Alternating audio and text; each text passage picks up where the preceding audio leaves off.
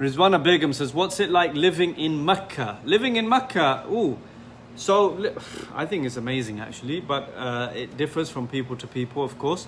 Different people have different perceptions, it's not like it's perfect, all right? There's lots of positives, there are some negatives.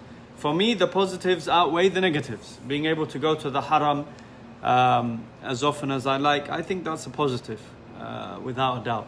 So, alhamdulillah, it's great living in Mecca. It's hot, but for me, I generally love the hot weather. I also love the AC, long live the AC. Mecca, what's it like? Internet in my area is horrendous. So I'm actually using 4G, right? 2 different SIM cards, 4G. So yeah. Okay, the question is, if somebody does zina, right? If somebody does zina, does it break their marriage? Does it mean that the marriage is broken from an Islamic perspective? Of course, zina is haram. It is unlawful. It is a sin. It is a major sin. May Allah subhanahu wa ta'ala protect us from this. If a person does do that, may Allah protect us, and he repents, the marriage itself does not constitute a divorce. What this person should do, should repent to Allah subhanahu wa ta'ala. He does not need to confess or tell anybody or any imam or anything like that. He keeps it to himself. He repents to Allah subhanahu wa ta'ala. He asks forgiveness. He tries to mend his ways. He changes his ways, he or she. And what that person must do is to repent to Allah subhanahu wa ta'ala. And in and of itself, the marriage is not broken. Right? In and of itself, the marriage is not broken. However, of course, it is a major sin.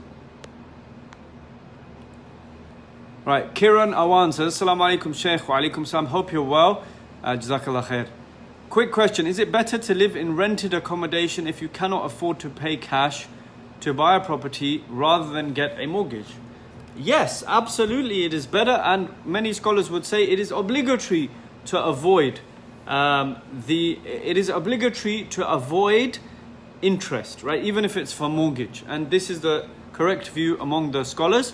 There is a very weak opinion among some minority of scholars that allow interest mortgages for their first house.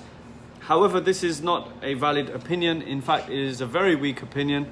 The evidence against riba is very strong, is very general. In fact, Allah subhanahu wa ta'ala wages war against those who take riba. So then in this case, is it better to live in rented accommodation? Absolutely, you should do that. Inshallah.